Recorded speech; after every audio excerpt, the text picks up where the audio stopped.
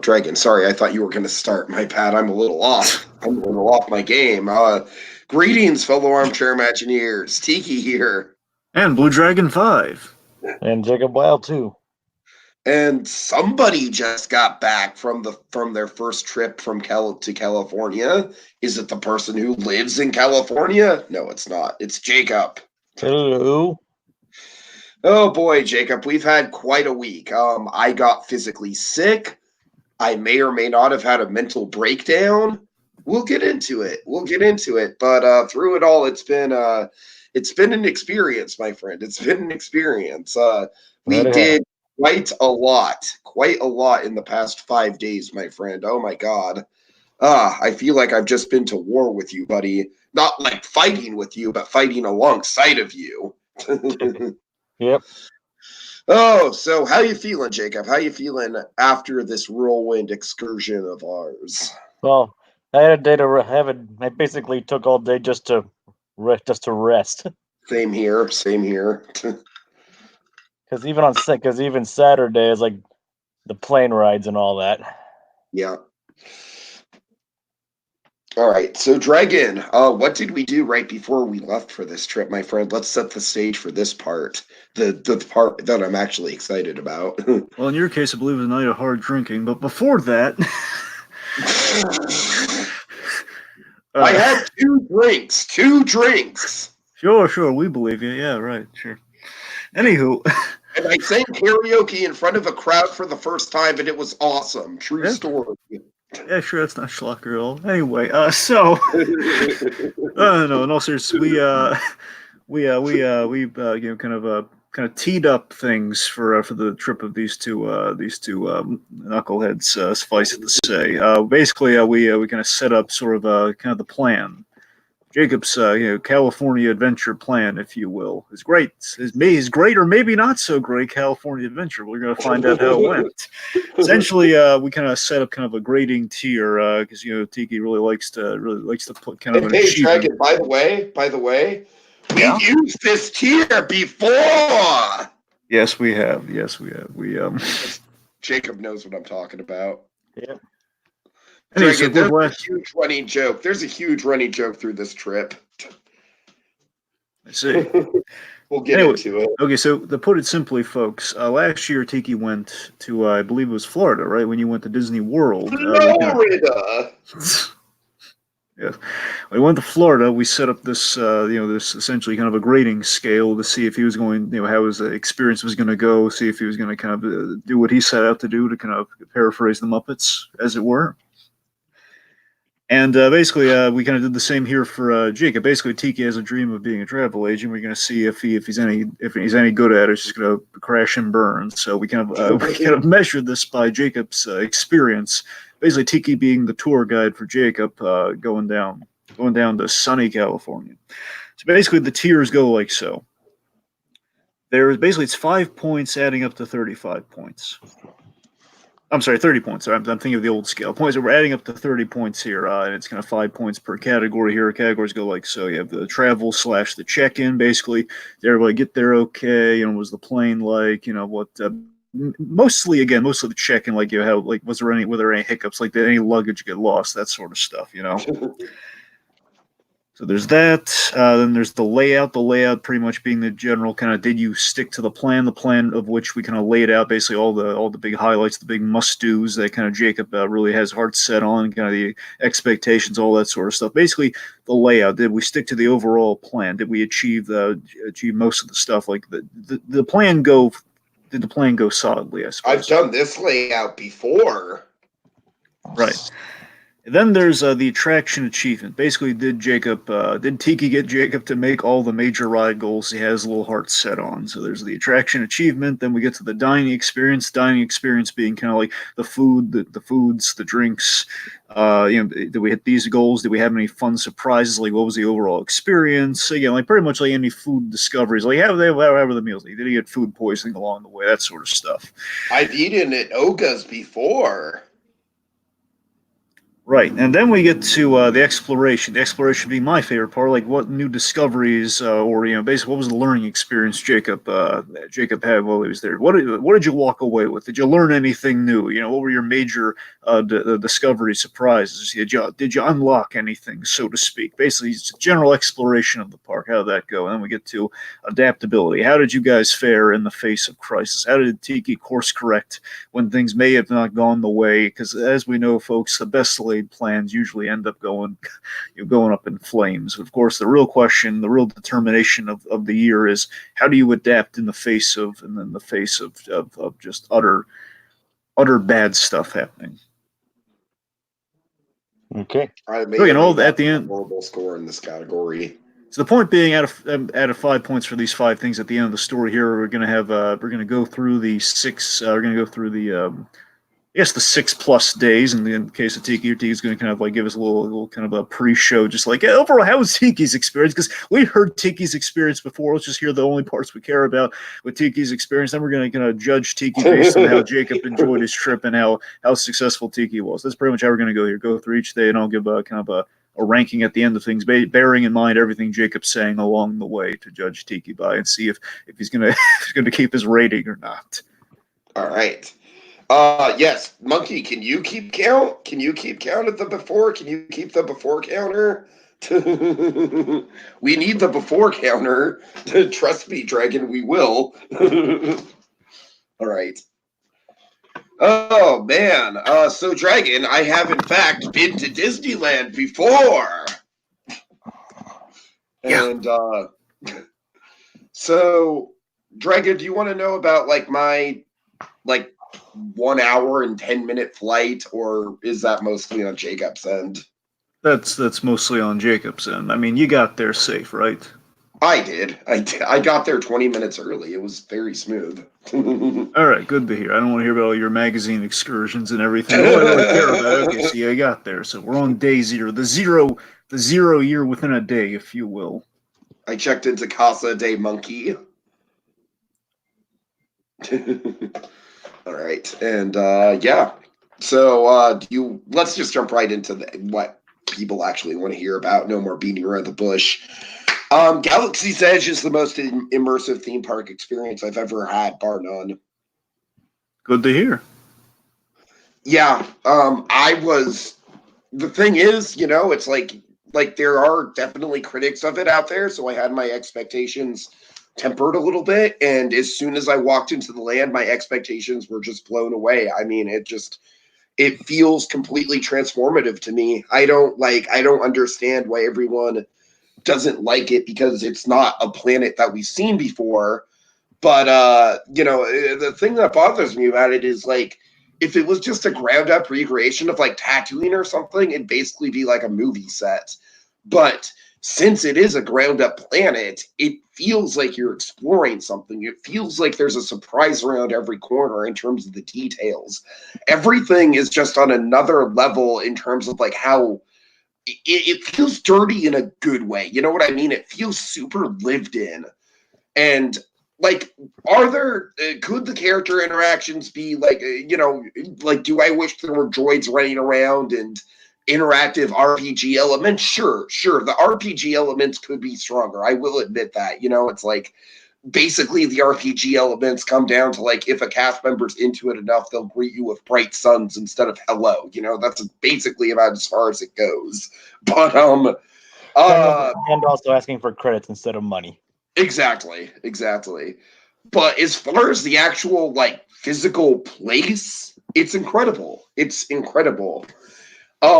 Millennium Falcon Smuggler's Run is not a ride that I loved right away, but it is a ride that by the time that we did it for the last time of the trip, I grew to love. And we will get there. I want to build to that.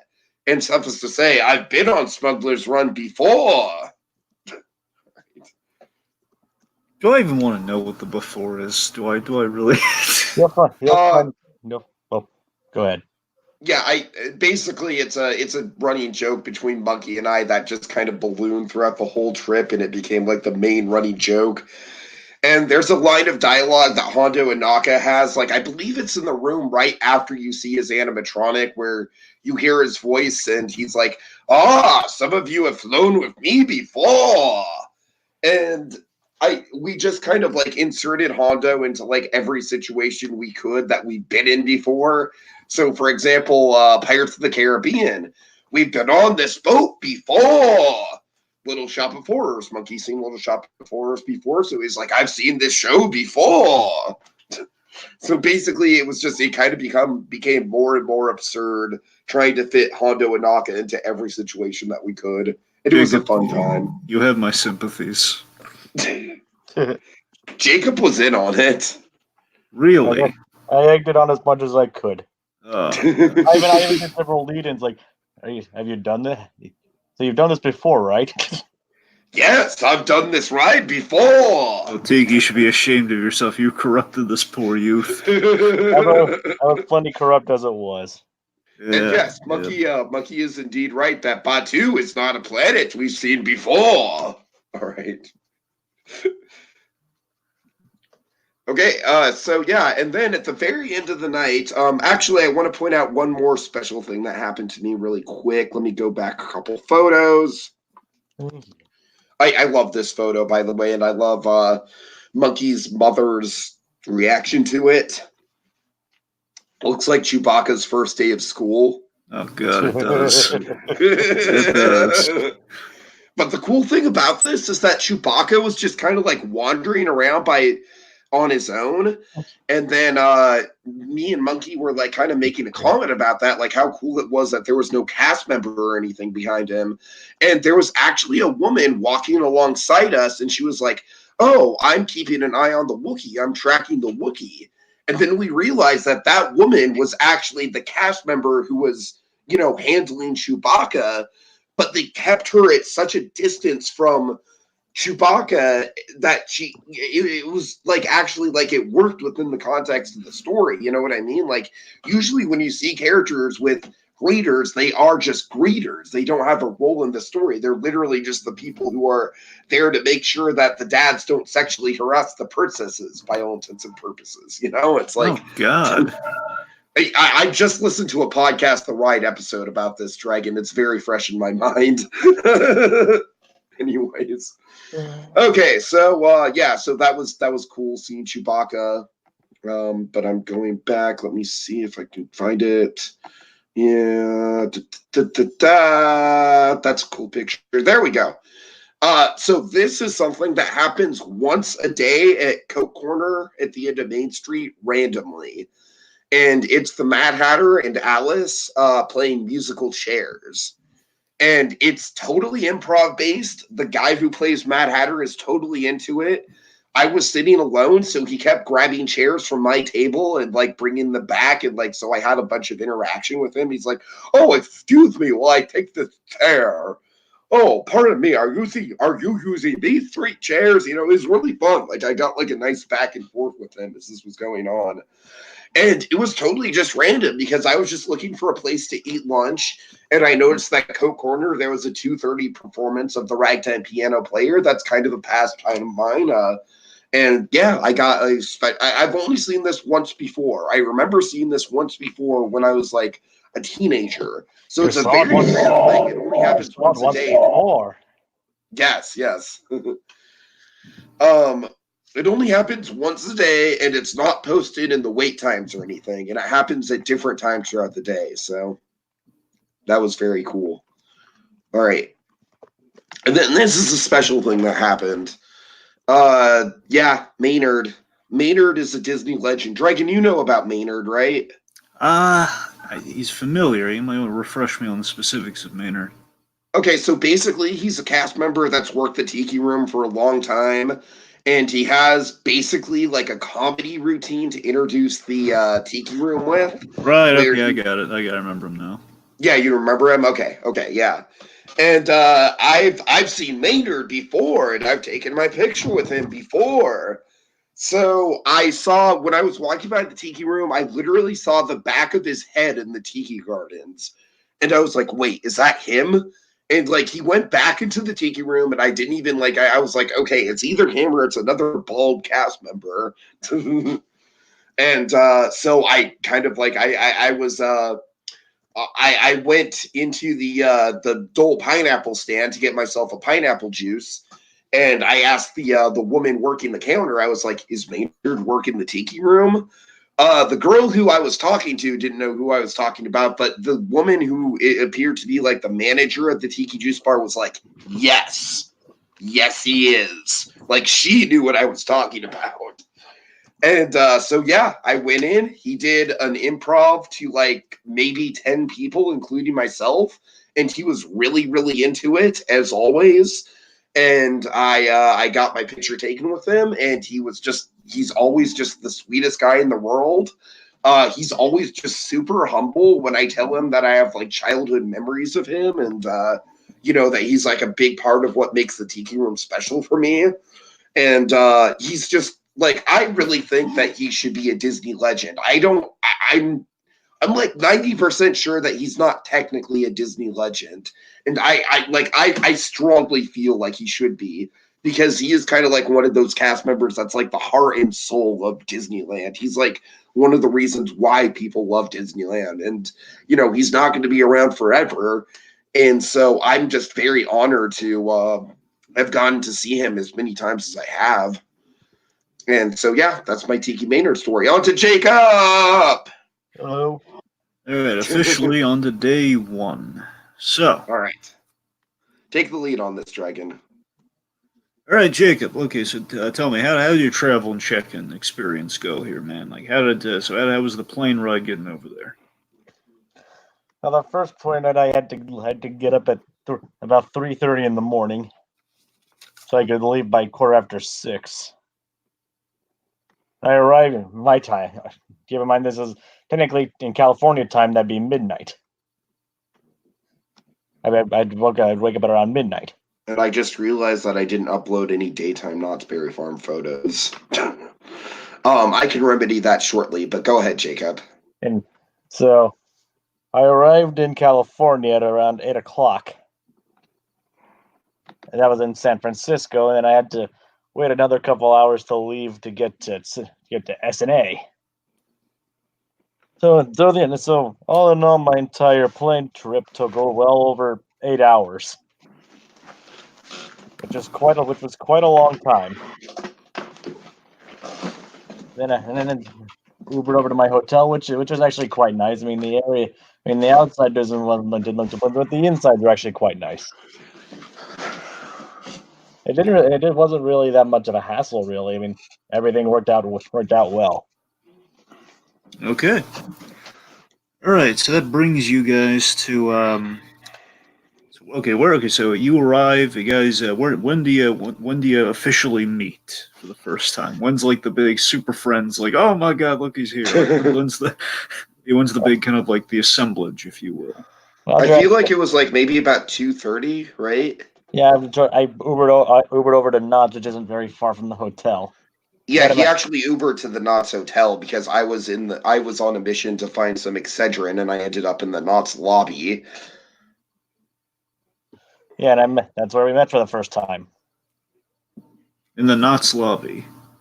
In the Knott's Berry Farm Hotel lobby. Okay.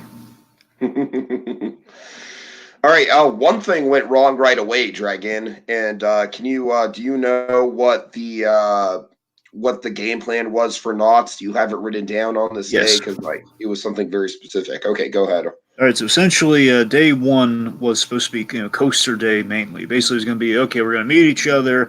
Jake's going to Uber from the hotel, and basically, you estimate like a 2-minute Uber to Knott's. Practically, it was that close by. It's going to be coaster day, and the main ones you were going to hit were,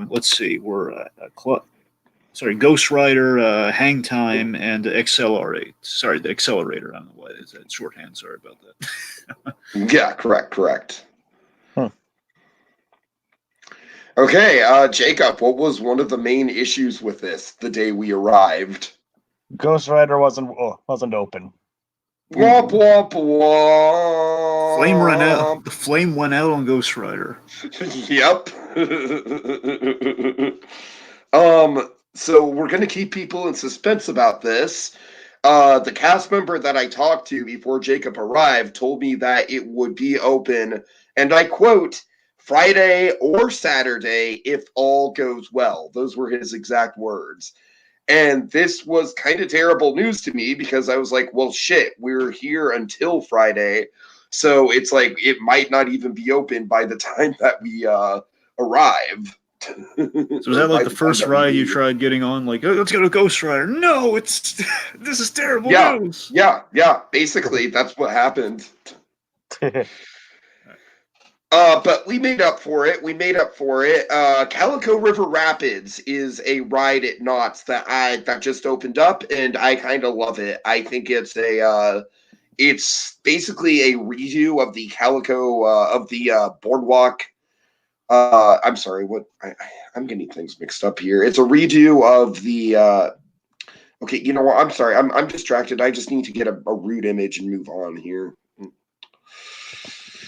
Sorry, guys. All right, well, Jacob, tell me what your experience was in River Rapids. What did you think of it? It was quite interesting. I mean, seeing all the different kind of animatronics that they had, and I mean, the ride itself is. No, I mean, the rapids themselves are actually fairly tame. I mean, he barely even got wet on it. It was quite. But all in all, it was like a nice, pleasant experience. Okay. Oh, there's a Bigfoot animatronic towards the end. That's actually really impressive. Yeah. You know, it's funny. I actually I was listening to the Joe Rogan podcast. Bobcat Goldthwait was on there, and they had like a huge Bigfoot conversation. So a little really and gentle. It wasn't like a new thing. It was basically checking out some stuff in the meantime, and just kind of like, man, there's a lot of Bigfoot chatter. All right. So let's just quickly run through the coasters that we did. So we did Pony Express. Jacob, if you want to tell them about that. Basically, it's just like a standard cart coaster, except you're straddling a plastic horse. Basically, it was fun though. I mean, the closest comparison to anything else we went on would be probably Ninja from Magic Mountain. Yeah. Except we did Hang Time, Jacob. That's probably the most intense ride at Knott's. Probably. I mean, especially when it hangs you over the hill at the very beginning. Hangs you over the hill, and I think the lift hill is especially terrifying because it's straight up. Yeah. And speaking of Magic Mountain, the sole reason for focusing on the coasters this day is because we were going to Magic Mountain the next day, so. Yes. So it was kind of a warm-up, if you will. And the Accelerator, too, was... The worst part about that one was the launch. I mean, well, worst being, relatively speaking. Most intense part, I should say. Yeah, the launch, it's funny, because the launch on Accelerator, it's like 88 miles per hour, and the launch on Superman at Magic Mountain is like 102 miles per hour, and yet Accelerator's launch is way more intense because it just shoots you up faster. The thing is, though, it's like there are several key differences, though, which is kind of interesting considering the key differences there are like Accelerator's launch is actually choreographed. Like you actually see it counting down, like. Like the lights go down in sequence to let you know when you're about to launch. And the difference with Superman is that it basically just shoots you automatically without warning backwards. Mm-hmm. So those are the key differences, and that is the kind of funny thing. Like Accelerator is more intense than a backwards immediately shooting ride. All right. Then Silver Bullet was kind of like just, I don't know, I think that ride is mostly just pleasant, even though it goes upside down like 5 times. Yeah, it was fun. Pleasant. I'll give you the pleasant. Montezuma's Revenge broke down like right before we went to it. Yeah, for some reason. I mean, we got to go on it on Thursday though. Yeah, Friday. yeah. No, Friday. Thursday was our off day. We'll talk about that. We'll talk about that. Yeah. By the way, to set the stage, I was already feeling sick after my day at Disneyland. Drank a little bit too much of that. Drank a little too much of the blue milk, eh? I just woke up with a sore throat, so I don't know what it was. Hey, was it the plane? Did you just sit next to a sick person on the plane? Honestly, I don't think it was the plane because, like, the whole day at Disneyland, I felt fine. I just woke up the next morning feeling sick. And I've gotten sick from being at Disneyland before, just because there's more of a cluster of people there. Right. Okay. Well, let me ask you this: so, did your sickness impact your big concert plans on day one? Honestly, not really. I managed to get a spot at the front of the stage, so I was able to lean on the rails, and that helped my foot issue. And I mean, if anything, I just didn't want to like scream the lyrics or shout as much as I would have. But the concert was good. I'm not a huge fan of the album that they were promoting, but they did definitely play a lot of the hits too. So it was a great experience. I don't want to dwell too much on that because it's Jacob's trip. All right.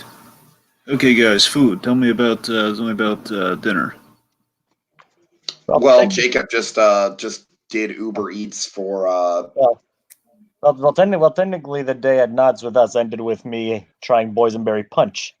Oh yes, which I think was probably the hit food and drink item of the trip. I think. However, no straws. Right. I just find it ridiculous. You mean to tell me no straws, no lids, nothing? Pretty much throughout California. Just ridiculous. Not even paper straws. Yeah. Just the dumbest thing I've ever heard of. No straws. Even Disneyland had paper straws. That boysenberry's a lie. God. Okay, no, in all seriousness, the point being, Tiki shoved a lot of boysenberry down your throat, and you enjoyed it, though. Yes, the boysenberry punch was actually a pleasant surprise. And then for dinner that night, I just ordered wings. Okay. I had McDonald's after my concert. Hey, that's never a bad option. I respect that, Dragon. I respect that attitude. Anywho. Okay, right. So I guess that does it for day one, right? Yeah, yep. Yeah. Day two. Going back down, I definitely have pictures from this day. Day two. Yes. Day two. I've been to Magic Mountain before, but Jacob hasn't. So much later that the owner got tired of waiting, and they had to hire a new one.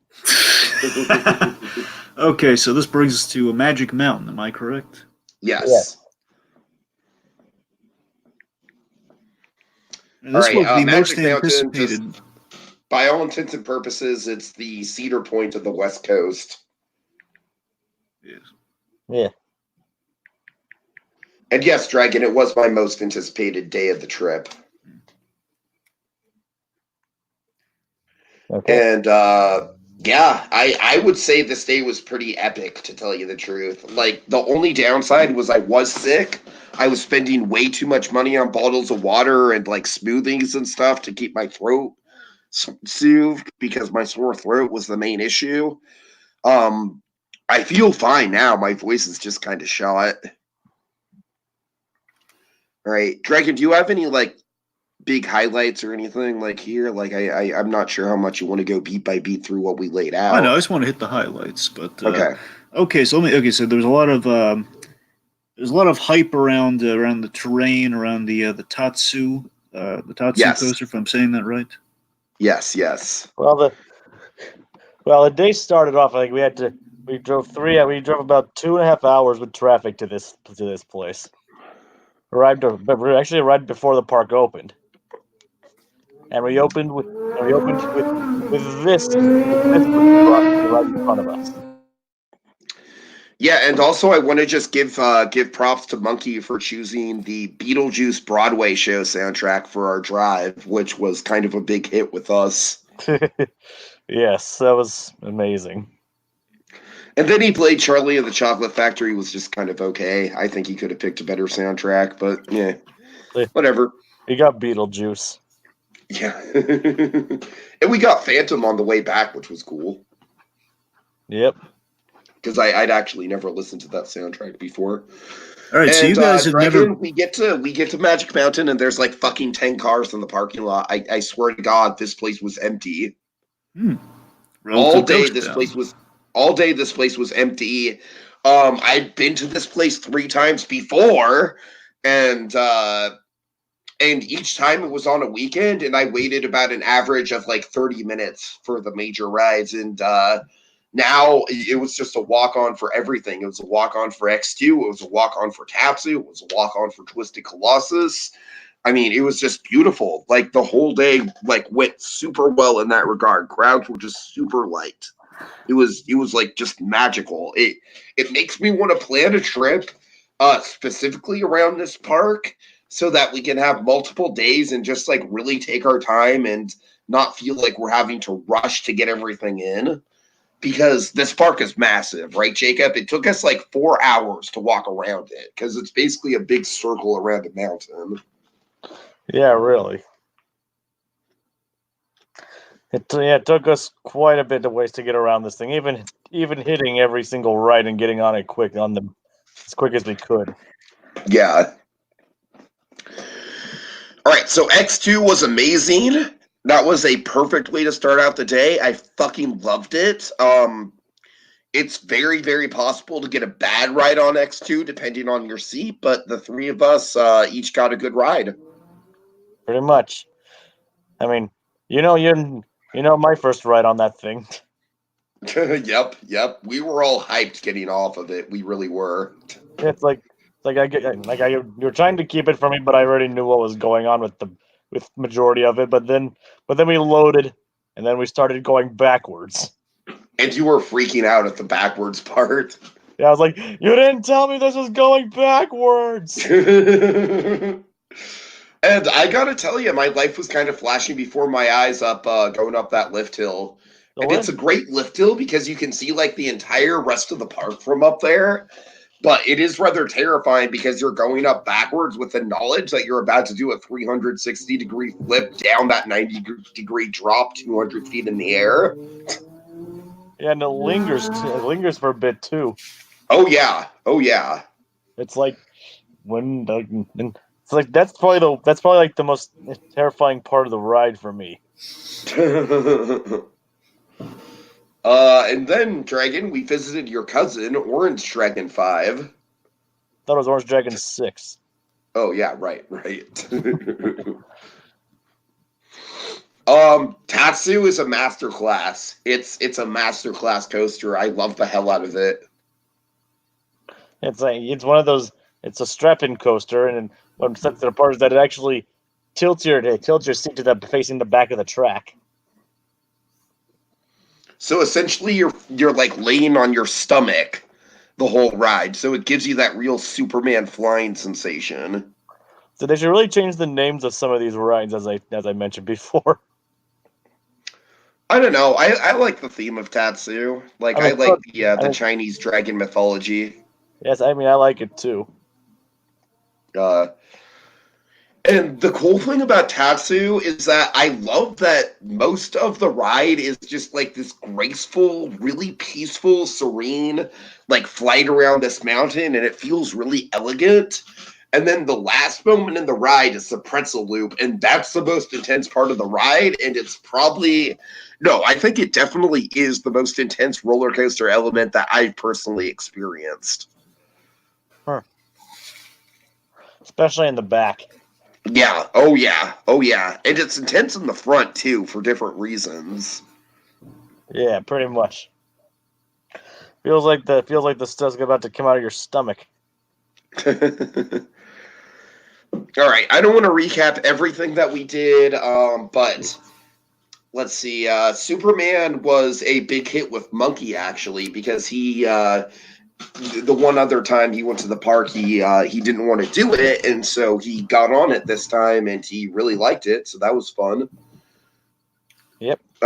Dragon, I can show you some pictures. Oh, there's the Tatsu pretzel loop right there, And so, Dragon, you can imagine laying on your stomach going down that thing at the bottom, the forces. When you say laying on your stomach, what exactly do you mean? I mean, are you literally laid down? Is that how the ride is? Or No, the way it works is that it's like like those coasters where you're you're like climbing to like a floating chair and you strap yourself in. yeah, What happens is like when after everybody's loaded, like it pretty much like moves this like the seats move back into like but you're basically dangling to the point where you're dangling over the floor. gotcha. Okay, I know what you're talking about now. Gotcha. But your stomach's facing the floor, basically. Right. All right. Okay. You never get me on it, but I get it. This is some of the queue of Superman, actually, Dragon. Ooh, Fortress of Solitude, nice. Yeah, I've never understood the escape part of this. Like, I don't know why Superman would want to escape the Fortress of Solitude. Well, I mean, it might actually just be Krypton. I say it's Fortress, but maybe the idea is you're escaping Krypton as it's blowing up. I mean, I'm sorry, you were on the ride. You tell me. No, I mean, you're right. It could be that you're escaping Krypton while it's blowing up, but it's just, my point is the ride does not make it clear at all. Yeah, basically, it's just, I mean, Superman the Escape as a title made a lot more sense. Yeah, yeah. It's the fortress. It's the Fortress of Solitude. It's not even Krypton. It's more the Fortress of Solitude. Yeah, if you go back one, that image right there looks very much like in the Fortress of Solitude, Superman has kind of a menagerie of basically all sorts of alien life he kind of keeps in there like a little zoo. Like I don't bore you with all the details. The point being, it's kind of a Kryptonian zoo from like animals all across the universe. There, that might be one of them. If I were to be betting, man. So it's not even really Escape from Krypton. It's more like Escape from the Fortress of Solitude. Yeah, again, assuming it's the Fortress, then yeah. All right. The surprise thing of the trip, the thing that I was just kind of like, it's just going to be like a ride where you're shooting at screens and it's not really going to be immersive at all. No, I was wrong. This thing kicks ass. Well, I love this image already. Tell me about, what is this? This is a shooter dark ride. It combines screens that you shoot at with physical sets and animatronics, and it's just it blew my expectations out of the water. I mean, what is it, Tiki? I'm not getting a name. Justice League Battle for Metropolis. There we go. It's actually it's actually at several of the Magic Mountain theme, not Magic Mountain, but Six Flags theme parks. Very nice. See Cyborg there.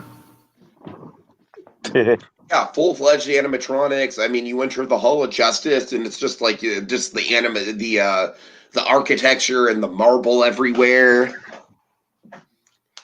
So basically, it's a very simple plot. It's just that the villain, like Joker and Lex Luthor, have teamed up. Joker's using the laughing gas. Most of the Justice League, besides Superman, Batman, and I believe Cyborg, have been captured by the Joker. You're recruited to help them somehow. The cool thing about the ride, there's a lot of cool things about the ride. One is that it's very much reminiscent of Spider-Man, Dragon. Where it's like a combination of screens and physical sets. So you know how Spider-Man kind of blurs that line? This does it as well. I can get behind that. There's fire effects. There's more animatronics in it than I was anticipating. Like, there's actually, like, I don't think Spider-Man has any animatronics, come to think of it. Yeah, not really. It's more like moving sets than it is animatronics, so you're probably right. So, I don't know. In some ways, I honestly think this is a little bit better than Spider-Man just because of the animatronics factor. I can't believe I'm saying that, but I think Spider-Man is probably overall the more impressive ride from like it's larger scale, there's more to it, it's longer. But I mean, this just blew my expectations away. The motion on the ride vehicle is really fun. It spins you around and it gives you a sense of speed. There's a really cool scene where you're like running alongside the Flash and it's like a giant like 360-degree screen in front of you. And you really feel the speed of the Flash as you're running alongside him. It's really well done. There's a Harley animatronic at the very end that blows laughing gas in your face. I didn't expect that. There's a couple animatronic goons that throw a scaffolding tower down at you. I mean, it's just like, it's not the most elaborate ride in the world, but I mean, for what it is, it's really impressive, I thought. All right. Dragon, any other big hot ticket rides on your list? Yes, one more. Okay. Lex's Drop of Doom. So what's old Nope. Luthor? No, you Nope. didn't. Not at all. We didn't do that. I didn't want the stress in my life. The stress in your life. What do you? I mean, like, I think if I wasn't sick, I would have done it. But because I was sick, I didn't feel like basically the stressful part of Lex Luthor's Drop of Doom is the fact that the Superman cars shoot up the same tower that the drop tower's on, and it just rattles the tower. And I just that just seemed like too much for me while I was sick. Jacob, Like I said, I would have done it if I wasn't sick, I think. Jacob, did this dishearten you at all? No, I pretty much refused to do 2 rides, drop towers and pendulums, so I didn't really miss out on it. Okay, good to hear. Good to hear. So, but again, so this battle for Metropolis, though. So, what was Lex's? So again, Lex and the Joker teamed up, and basically they're trying to. There's the Lex part of it all. I'm just kind of missing out on here. Oh, honestly, it's not really that clear in the ride. Basically, what Joker does is like he basically what Lex does, like he creates a bunch of Lex bots to cause mayhem, and Joker takes them out. Takes out the Justice League members. That's pretty much all the plot is. Okay. Speaking of Batman, we did go on Batman the Ride. There you go. Yes. I didn't get any pictures of it, but Dragon, I've told you about this queue before, right? Yes. Like how it starts at Gotham City Park, which was dedicated by Bruce Wayne. It was like a gift from Bruce Wayne to kind of like rehabilitate Gotham. And then you go into Crime Alley, and there's all this graffiti and broken down cars and everything. And you go through a sewer tunnel into the Batcave, which is the loading station. And it's all really well done, right, Jacob? Yep. Like for a Six Flags park, especially. And tell them about the ride, Jacob. I mean, the ride just like basically, it gets a lot of G's down. It's like it's another one of those strap-in coasters, sit-ins, and basically you weave in and out through loops into this dark gray and blue track. Going like weaving, doing twists and turns and loops. Basically, kind of feel. I mean, especially if you do it at night, it can basically make you feel like you're flying through Gotham City. Mm-hmm. And you really feel the G's in your feet on this one. Yeah. All right, again, one last pressing question here, guys, before we move on to the next day. In and Out. Was it all you hoped it was going to be? I mean, In and Out was actually quite good. I mean, I said it actually tastes quite similar to some of the stuff near me, but I still liked it a lot. So maybe also, not the end of the world snack you'd hope it would be. I mean, as far as fast food burgers go, it actually is very up there. Yeah.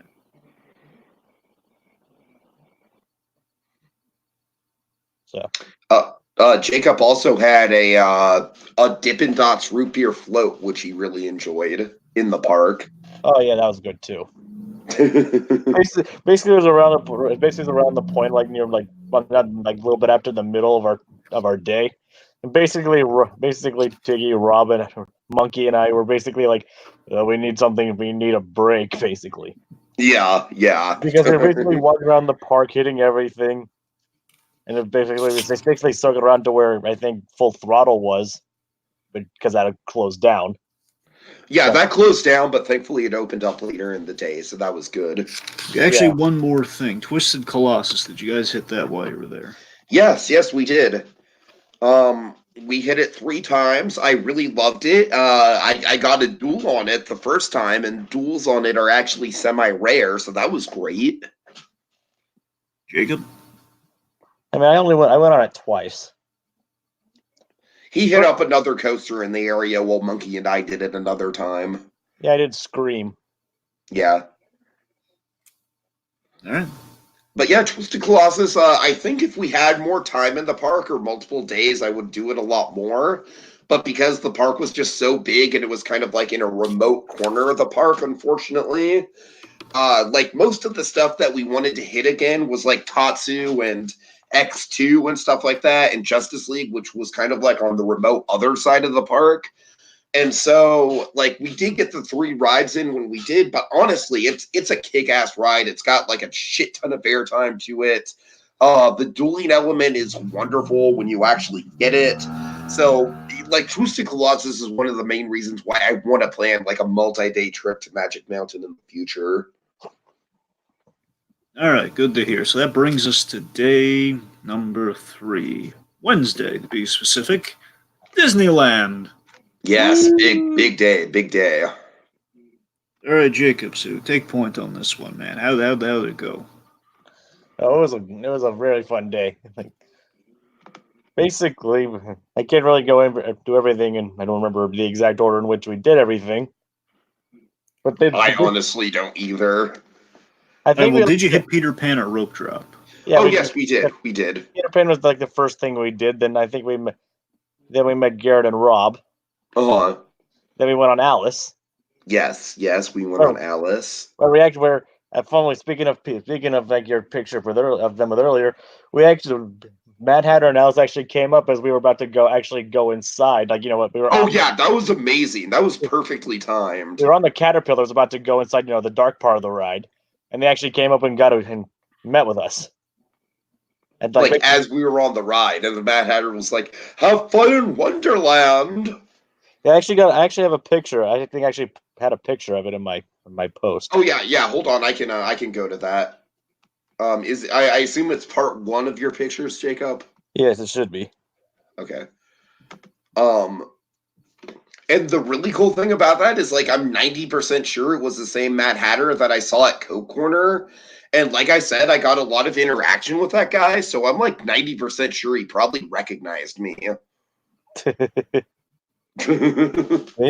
The first picture. Yeah, that was amazingly timed. That was wonderful. Luckily, I was able to get this because the first picture I got, my thumb was covering both of them.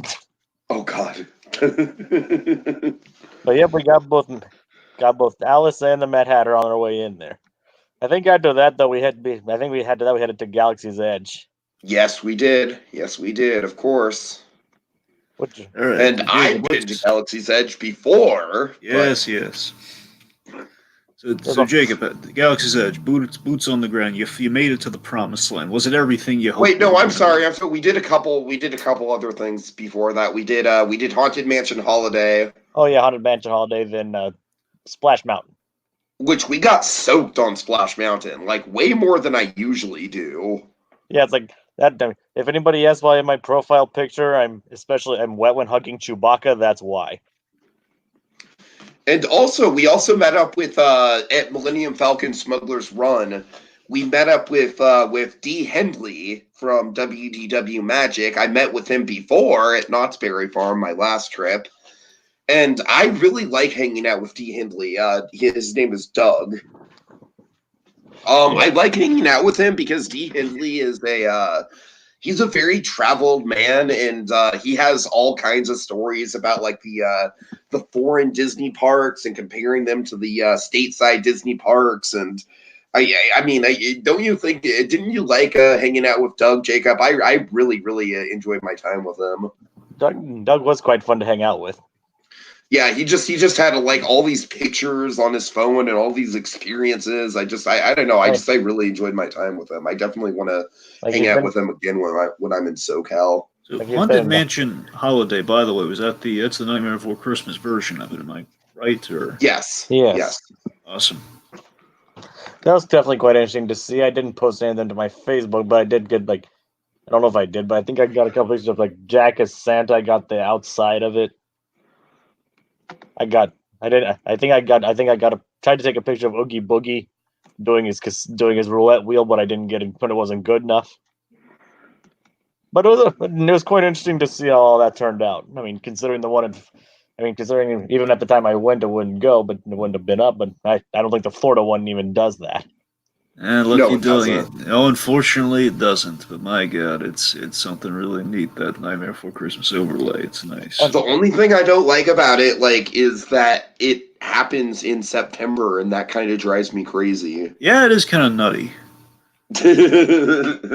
All right, so back to the, I think it'd be like if they closed it during October, that would be kind of weird. So that's how I kind of see it. back to the I mean, promise. my logic would be close it like right after Halloween, open it like the second week of November until like the last week of January. I think it can stay. Like, honestly, I think it makes more sense to run it a month after Christmas than 2 months before Christmas. I don't know. That's my logic. And what was I going? And I remember, and I was pretty much comparing like parts of it to the DVD feature that was on the Nightmare Before Christmas DVD. Mhm. And I noticed that in the original when it opened, it was like the stretching ceiling had like a big figure of Jack, like and his eyes were flashing. Yeah, I missed that. But the new script, the new animation, and the projection was actually pretty cool. I have to admit it. Like I think it actually works a bit better than the flashing just Jack head. No, it does. It does work better from a storytelling perspective. I'm just saying I missed the giant flashing jackhead specifically because it was hokey. All right. All right, so if I'm correct, so is there anything else before you hit the promised land? Nope. Nope. Okay, so Jacob, boots on the ground, promised land. Reaction. What do you got? It's the promised land. Oh, yeah, galaxy far, far away. Oh yeah, it's like the moment you step out of it's like adjacent to Critter Country. Well, there's 3 entrances. We took the entrance from Critter Country. Yeah. Well, that's just where we first went into was Critter Country. Yeah. Critter Country to get to Galaxy's Edge, and like the moment pretty much the exact second you step out of Critter Country, you see all the strange foliage, these petrified trees, and you hear all the ambience. Like basically, the moment you step out of there, you're already on Batu, pretty much. And I'll tell you, it was like it basically pretty much just sucks you right in. Like you look around, you see trash cans that are painted look like droids. Like basically, you see everything. Basically, it takes you to the galaxy far, far away. Like, and then we rounded the corner, and then basically the marketplace just opened up. Well, like before that, we encountered Chewbacca, who was just chilling. Yep, we were able to get a couple good pictures with him. By the way, Chewbacca totally has the roar. Yeah, it's like he opens his mouth and you hear it and he roars. I don't know how they do that. Pretty cool. I was geeking out. I was geeking out when that happened. Just say like, "Oh, I hope you get Kylo Ren, Chewie. I hope you." I did say that. I was like, "Watch out for Kylo Ren, Chewie." So speaking of which, did you have any run-ins with the estranged son of Solo? Actually, no. I never did see him, unfortunately. Get in trouble with any stormtroopers? I did have some stormtrooper encounters. Most of the stormtrooper encounters are basically like, move along, or I've got my eye on you. They didn't even do that when I was there. Well, I think you kind of have to like approach them. I mean, to be fair, I did come across a stormtrooper in Hollywood Studios, and a whole parade of them when I went to Hollywood Studios. So I guess that makes up for it. Yeah. Anyway. Okay, so like I said, we met up with Doug in the line for Smuggler's Run. So let's just get right into that. Jacob. Yep, there it is, Smuggler's Run.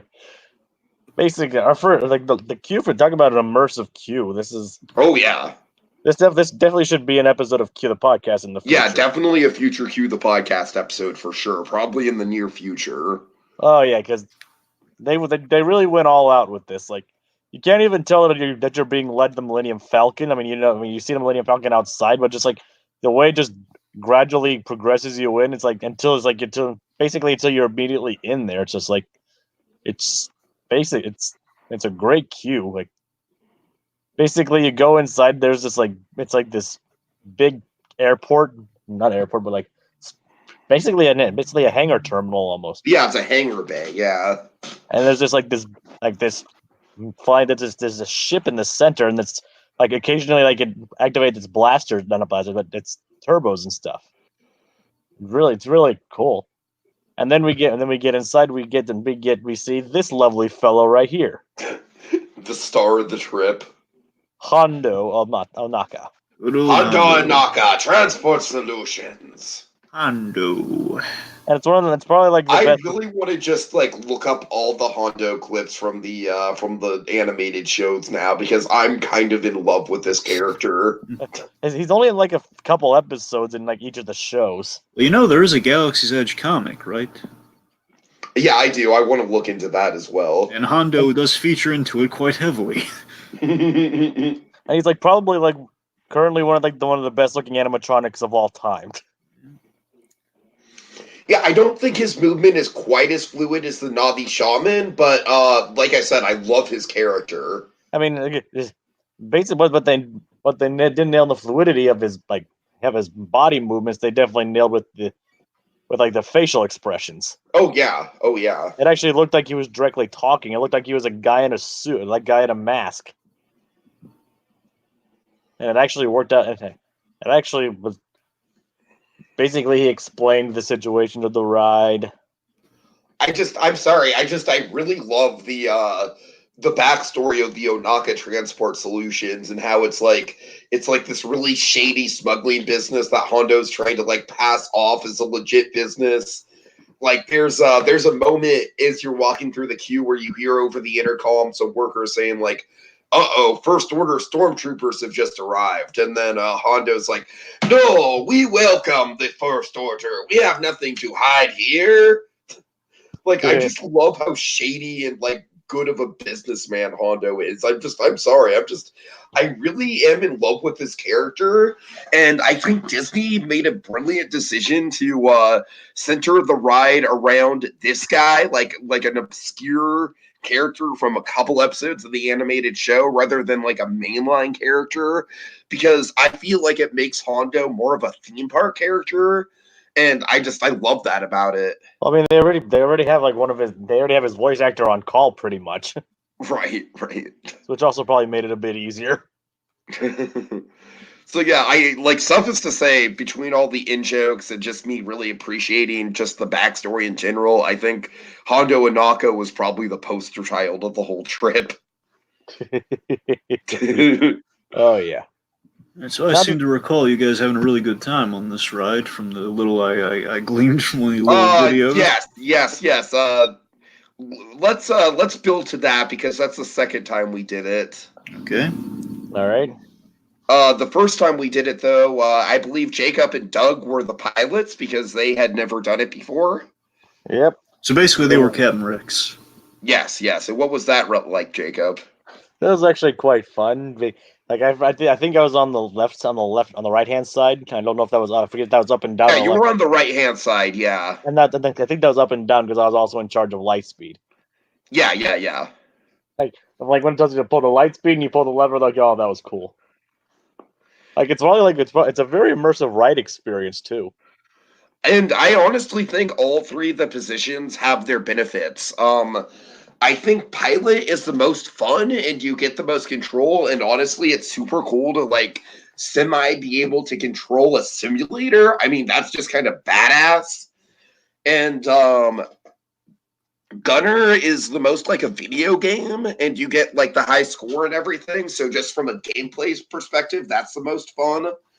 And then Engineer is kind of like it's the least immersive from a gameplay perspective, but I think it's the most immersive because you can just sit back and watch the ride happen, and you get the best view of the screens from the back row. And so it feels the most like you're flying in the Falcon from that seat. So I honestly think Disney did a brilliant job of making all three positions like, sought after in some sense. Like there's definitely benefits to all three of them. There's no bad seat, I don't think. They all contribute to the experience, especially if you have a crew of familiar people who know what they're doing. Oh yeah. And I just the more I did this ride, the more I appreciated like I said, obviously the Hondo Inaka stuff, and B, just how much variety there is to this thing and how experimental it is. Definitely. Oh, and also a thing that I have to give props to Disney for is that the line for this thing moves so quick, and I honestly have no idea how they do it. They must have a million simulators back there. Because each simulator only seats 6 people, and it lasts like 5 minutes. So it's crazy how fast the line moves. Oh yeah. All right, so the first ride, Jacob's the pilot, and Tiki, you are the gunner? I was the engineer on this ride. It was the one time I was the engineer. Did you say, I've given her all she's got, Captain? At any point during this? Yes, yes. And Jacob, in other words, did you get a chance to pull the lever? Yep, I've actually pulled the lever to go to light speed. He pulled the lever. Lucky boy. Unfortunately, I missed the opportunity to say, pull the lever, but... All right, let's see. Then after this, we went into Toontown. We saw the glory that is Chippendale's Treehouse, and we got to do Roger Rabbit's cartoon spin. How did you like that, Jacob? It was quite interesting. I mean, we didn't get to go in depth into the queue because the line was actually really short there. But you got to walk through it. You got to see it. Yep, got a couple of good shots of it. Yeah. It's quite an interesting ride too, seeing how they incorporate that, and I like the picture of the fountain. And I guess you don't have any treehouse photos? I guess I'll have to fucking pull up a treehouse photo. I mean, I better. Oh wait, no, I see it. I see it. Yep. Yes, Dragon. We did in fact go upstairs and then downstairs. Uh-huh. And if you're wondering why I took a picture of a sewer hole, it's because it amused me and it said tune hole on it instead of manhole. It amused me. That makes sense. Tunes are always falling down manholes, so it might as well be called tune hole. By the way, how's the souvenir hunt going along these trips anyway, Jacob? Did you get a souvenir per day or what? More like a souvenir per park. There you go. Well, per park, that's kind of what I meant. But alright, sure, like per the 4 parks, you got 4 souvenirs, like 4 things to mark the occasion, so to speak. But the majority of the parks for Magic Mountain, I got a shirt and this weird thing that had my name swinging back and forth. For Disneyland, technically I got a souvenir for Disneyland the day afterwards. Right. But I got a shirt that had like the 2019 Disneyland on it and 50th anniversary of Haunted Mansion Mickey Mouse ears. Nice. All right. Speaking, let's see. So, so Toontown. We hit Toontown. A lot of fun there. I take it with the Toon spin. Oh yeah. Yep, and of course Chippendale's Treehouse. Yes. Upstairs, downstairs. I got all that. I would say going upstairs and then going downstairs was like the second running joke of the trip. Basically, every time we hit a staircase, we were like, "Hey, we get to go upstairs and then downstairs." Like the less impressive version of Escalatorland. Where's the ride? This is the ride. Wee. Okay, let's see. So, Mr. Lincoln. Okay, well, first of all, we actually did manage to get to Trader Sam's, and it was lovely, and we got in, and we had a seat at the bar, and Jacob saw, like, 2 of the chants. He saw the Oa chant, and he saw the shipwreck, and the bartenders were, like, spraying the spray bottles, and they were all into it, and we saw the thunderstorm, and so that was a very successful trip to Trader Sam's, I think. Yep. And oh my god, the panko crusted green beans at Trader Sam's might be the best thing I ate the whole trip. I mean, I've had them before, but for some reason, they just really hit the spot. Yeah, those were really. And I'm not normally a vegetable guy. Those are actually quite good. You can't even taste the vegetables though. You mainly taste the panko. Right. So yeah, mark that up in our food and drink, Dragon. That now, was did you take the monorail to Trader Sam's? Yes, we did. Yeah. We also visited Man-Eating Wreath at his job right across the street from the monorail station. That was a fun time. Going my way. He said that as we were like walking back. That was great. That was perfect timing. All right. So yes, Mr. Lincoln.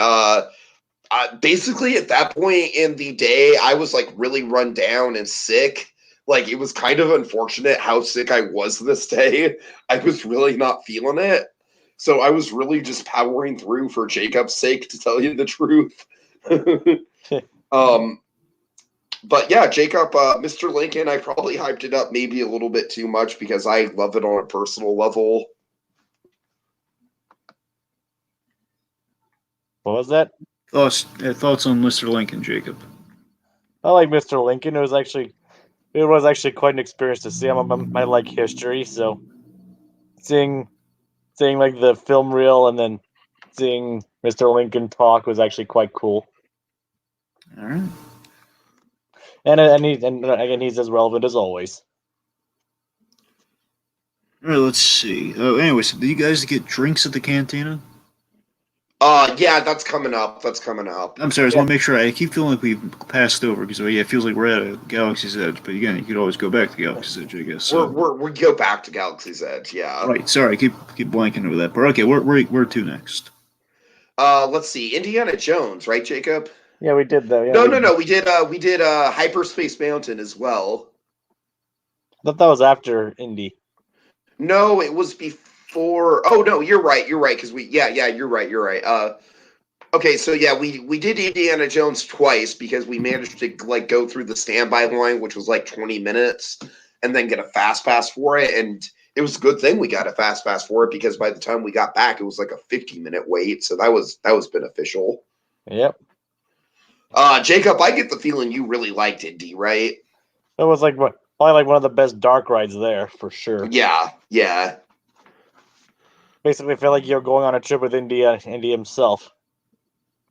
And I actually had a very significant personal accomplishment because Indiana Jones, that ride has a very, very hidden Mickey because in one of the caves with the skeletons in them, one of the skeletons is wearing mouse ears. And Dragon, I've never been able to spot these mouse ears, and they've been super elusive to me until one time when I finally decided to look in the opposite direction I usually look, and there it was. The old. I can't tell you how excited I was because I was convinced that it was a myth at that point. Like I was so frustrated, like time after time after time going on that ride and missing them. So to finally see them with my own eyes, and now I know where they are, and now I can just see them every time I go through the ride now. Dragon, that was one of the highlight moments of my whole trip. I know it sounds cheesy, but like that was almost like a childhood coming full circle kind of moment for me. The old Doc Hudson wisdom. You go left to go right. Yep. All right. Let's see. The Jungle we had Cruise. lunch at Plaza Inn. Jacob, I believe you had fried chicken, right? Yep. This is one of Walt Disney's favorite spots. Which is cool. Mm-hmm. And Doug actually went into Galaxy's Edge while we did Indy a second time and had lunch. Just because he hadn't been to Galaxy's Edge before, so he was kind of exploring that. And then after lunch, we met back up with Doug. We did Hyperspace Mountain. Jacob, thoughts on Hyperspace Mountain compared to regular Space Mountain? Because of course, Hyperspace Mountain's the Star Wars version, and honestly, for my money, I think it's my favorite version of Space Mountain. It was actually quite interesting. Like it's actually quite a different experience. I think the concept and execution is pretty much the same. Basically a dark roller coaster indoors. But with the additions of like the noises, sound effects, and even visual effects of Star Wars, it actually made it its own.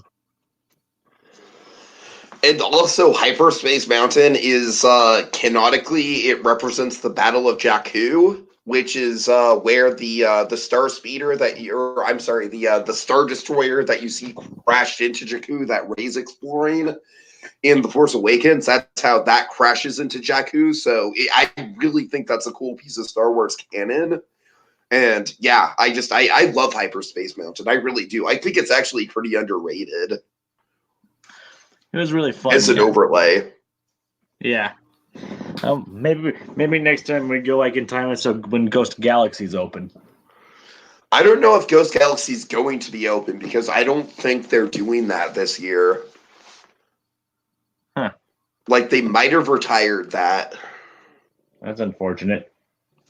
I could be wrong.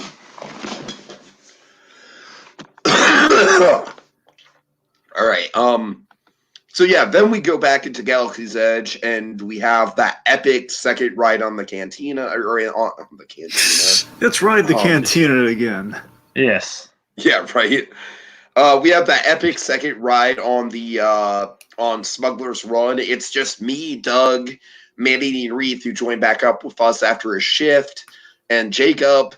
And the cool thing is, there were only the four of us in this cabin, and there were no single riders with us, and so the engineering was basically on autopilot. So the right, and which he even acknowledged, which Hondo even acknowledged, auto engineering engaged.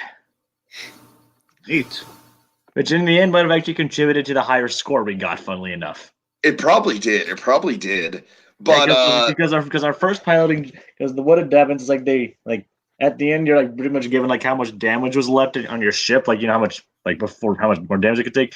It was at 20% our first ride, and then on our second ride it was like at 32%. I wonder who's responsible for that one. No, the fun thing about this was that because it was only the four of us in that pod, we could basically do whatever the hell we wanted. And so I essentially made it my goal to crash into as much as possible because I was the left-right pilot. So the basic moral of the story, kids, is this Tiki is not the pilot you want when you go on Smuggler's Run. No, I was having a ball, man. I just crashed into everything. And we were yelling obscenities in there, which you never usually get to do at Disneyland, and we were doing it just totally freely. It was wonderful. Honestly, it was just a really, really great group experience. And it kind of made me really appreciate the variety that Smuggler's Run has to offer, the experimentation, the fact that you can literally go on Smuggler's Run and try to do a bad ride and like actively try and crash it. Like, I love Smuggler's Run for that reason. I think there's so much variety, and I think Smuggler's Run to me is a big hit. And if Smuggler's Run is just the D ticket of the ride of the land, I should say, and Rise of the Resistance is the main ride, I mean, my God, Rise of the Resistance is really going to be something special. So it's something for the kamikazes out there, is what you're saying. I mean, I had a ball, Dragon. You saw that. You saw how much I was just cracking up during that. I did, and I was so baffled by it. Like, why is he trying to crash into everything? Why is he? He just sounds like he's a kamikaze pilot. That's what he sounds like. No, it was great because, like I said, you would never normally get the chance to do that because you're in there with at least a couple people who like actually want to do well. But because it was just this group and we all kind of decided to just fail like unanimously. Because I gotta be honest, when I heard that, I didn't know it was just like the four of you guys. I initially thought it was just like, man, I feel bad for the other people who are stuck with it. Yeah, no, it was just the four of us in one pod, so that was what was fun about it. Those guys just must hate that one guy's like all happy-go-lucky. I'm gonna crash into everything. Woo! Yeah, F yeah, woo! Yeah. I mean, that's basically what it was like. Oh, thank goodness there are no other single riders in there. Yeah. All right. Okay, so then we did go into Oga's Cantina. Oga's Cantina, the long and short of this is that I think the setting is incredible. I think the drinks are shit. Yeah, I feared that was going to happen. Yeah. I mean, the drinks are just, like, they're overpriced. They're just really bad. To be fair, everything's overpriced in Galaxy's Edge. Oh, yeah. I mean, I don't know, man. I don't know. Like, maybe it's just the fact that I happen to live in a town that's like actually has a lot of really good cocktail bars, so I have like certain expectations when it comes to my mixed drinks. That is probably part of it. But oh man, I mean, yeah, the drinks at Oga's Cantina are just not up to par. Basically, what you're saying is you should look for the Scum and Villainy Cantina. I'll say that again, folks. The Scum and Villainy Cantina. The Java I Juice. mean, the Scum and Villainy Cantina doesn't have Captain Rex. It doesn't, but still, the Scum and Villainy Cantina. The Java Seriously, Juice. you should check that place out. You could meet Kevin Smith if you go there. I will give it. I will give Oga this is that just being able to have an adult beverage inside of Disneyland and just kind of chill by Captain Rex and just enjoy the tunes. It was great. It was a great experience. I didn't like the drinks, but it was a great experience. So I still think that Oga's is worth going into and getting one drink just to get the experience. Just don't expect the drink to be very good. Basically, Jessica Jones would probably hate the place. And also, Jacob actually really liked his drink, but he ordered a non-alcoholic drink. So perhaps that's the way to go, is go the non-alcoholic route. There's no harm in sobriety, my friend. What's really cool is that they told me that it was like they had like these little I think they're like blueberry balls, like blueberry boba balls. Yeah. But the cast member told me that they were like this egg of these like monster alien fish eggs. and that to chew them very well so they don't hatch in my stomach. Oh God. I gotta tell you, that would scare me off that drink. Like, oh God, I mean, I know it's not real. It's still like, oh God, how can I now that it's just been tainted like that? No, but seriously, so I gotta know, guys, blue milk, any takers? Yeah, I had it and I really liked it. It's basically kind of like a vanilla slushy. That's how I would describe the flavor. Okay, so you had the Cantina blue milk, not the average. No. I had the milk stamp blue milk. I didn't have the Cantina blue milk. Good. You had the straightforward blue milk. Okay. But Garrett had the Cantina blue milk, and he said it was literally the same thing as the outside blue milk. Well, how does it look? Texture. I mean, get foodie on me for a second here. Mixologist. I don't care. Just give me. I mean, it looks like blue milk, man. It tastes like what you would imagine. I mean, Did it come in the white cup? It just came in a clear plastic cup. Oh, well, I guess that's okay. Yeah, all right, it's not as cool, but all right. Anyway, point being blue milk. All right. Yeah. The ambiance. Okay. Anyway, moving on. Let's see. Okay. Is there anywhere else you guys want to leave me before I kind of go through some checklist stuff here? What do you have on your checklist? Let's see. Jungle Cruise. Yeah, we did Jungle Cruise. We did it twice actually. Well, Garrett and Jacob did it twice while I had a quick dinner at Bagel Barbecue. Yeah, like the second skipper I'll say was better than the first one, but they were both very good. All right. Okay, let's see. Pirates of the Caribbean. Oh yeah, we did it. Jacob, I'm so used to pirates, so you can take the lead on that one. Well, I mean, it's definitely a bit longer than the one in California, than one in Florida. I mean, though not by much. I mean, some scenes are excised; they're a bit different, but a lot of it's actually quite similar. Like there's the town scene. There's the scene where Barbossa's attacking the port. It was still quite interesting to go on to see like where some of the stuff is different. We haven't got to see the new octopus.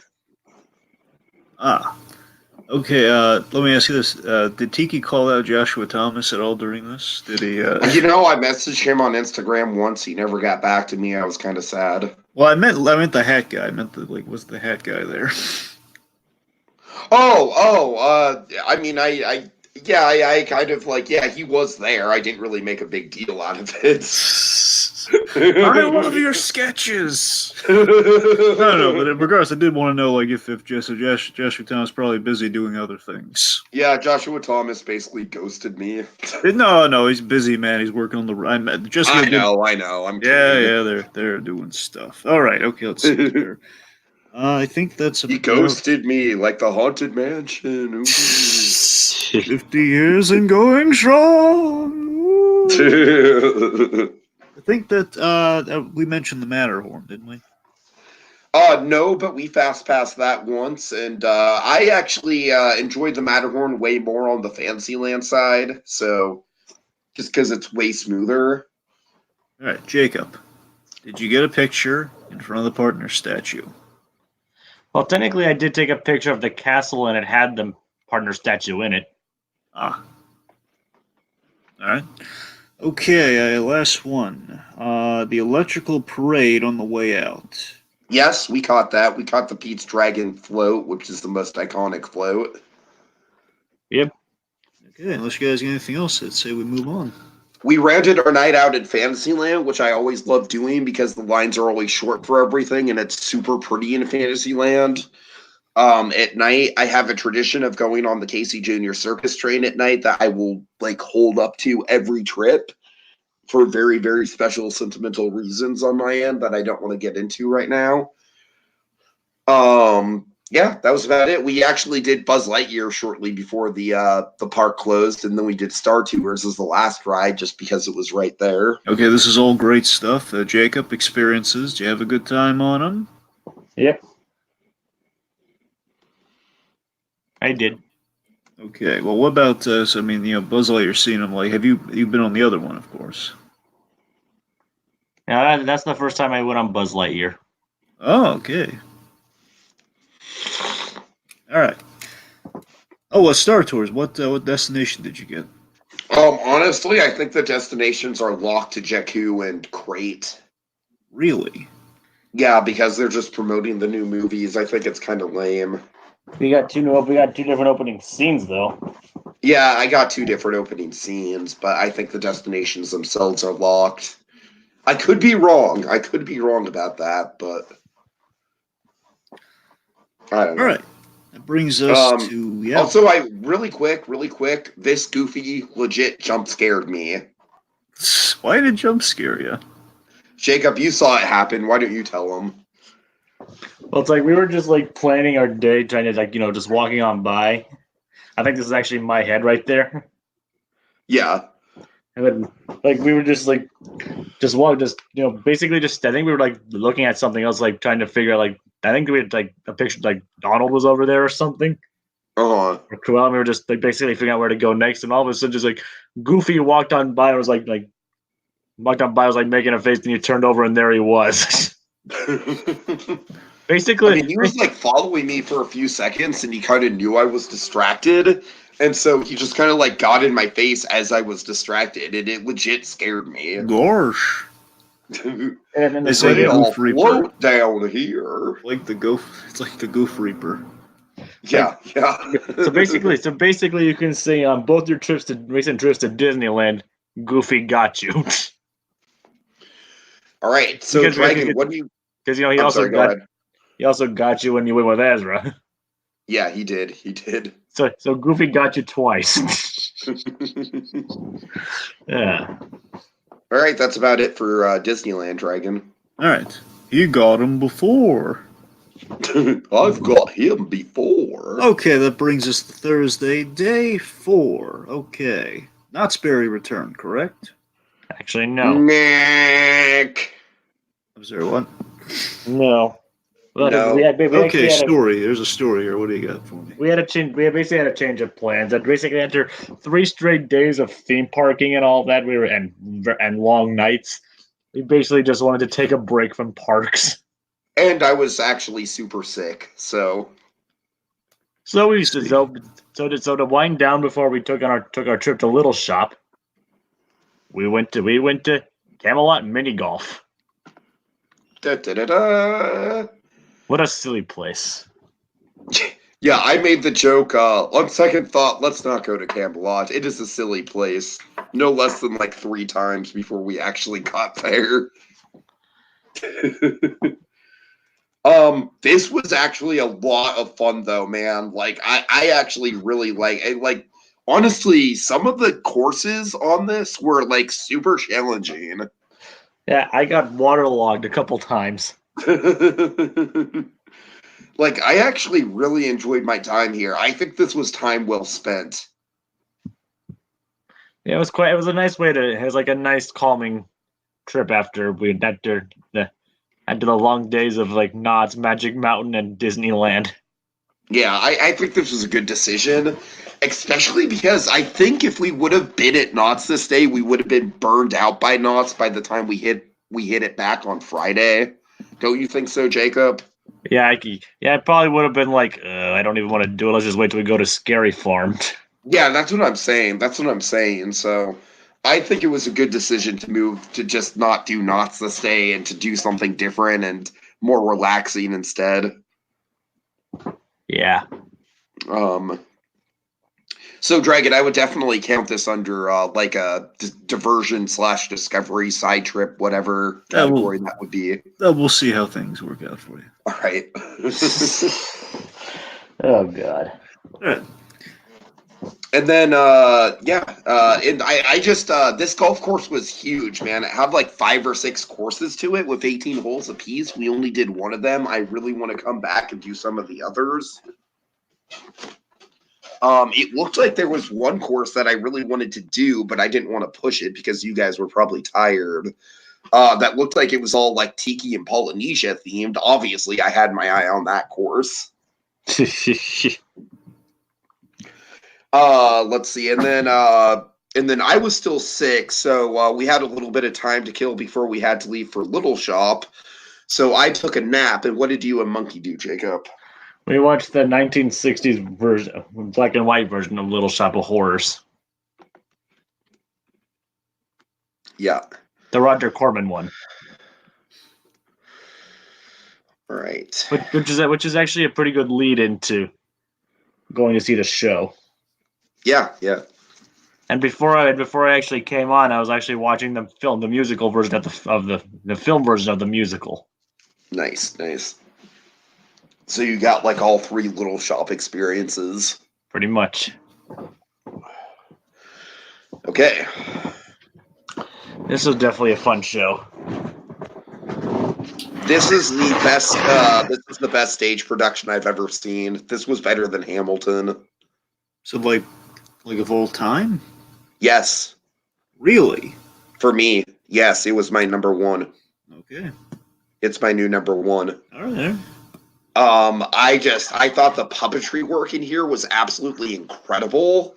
There's like the puppets were huge. I really like how the Audrey 2 stuff in this show is mostly shown from like Seymour's it's kind of like Seymour's inner thoughts, you know what I mean? It's like like the giant plant stuff is more kind of like Seymour's inner fears, and it's a little bit more surreal than it usually is. And so that kind of gave the show a unique edge to it. Like there was so many things in this production that I just really, really enjoyed. It was kind of played a little bit more straight than it usually is. The death of the dentist was actually genuinely disturbing because he had like that mask on, you know, that laughing gas mask, and he was just like suffocating. And I was actually like genuinely creeped out. Like the imagery of him suffocating in the gas mask. Let's see. There was a lot of cool like shadow puppet effects. Like I really liked how they did the set. Like the set kind of like blended from like backdrops to like more surrealistic, like black, like black lit stuff. I thought the cast was excellent. We had a real who's who of people. Dragon, there was the person who played Audrey was actually a minor character in Jessica Jones. Or I'm sorry, not Jessica Jones, Luke Cage. Really? Yeah, I think she was only in one episode. I don't remember the name of the character. I'll have to look back into that, but I'll get back to you on that. The voice of Audrey 2 was one of the main characters from Glee. So yeah, we had like a nice who's who. Oh, and the Mr. Moskowitz was the wacky uncle from Wonder Park. You mean Mr. Mushnick? Yeah, Mushnick. Yeah, I'm sorry. I'm thinking of American Tail with Moskowitz. Well, that or the Frasier episode, Mrs. Moskowitz. Right. Yeah, Mr. Mushnick. Yeah, he was the wacky uncle from Wonder Park, so that was certainly a pedigree actor right there. No, I'm sure he has a lot of other really good credits. Yeah, sure. Keep a man while he's down, Tiki. Go on. Yeah. His name is Kevin Chamberlain. He's actually a really good actor. Yeah.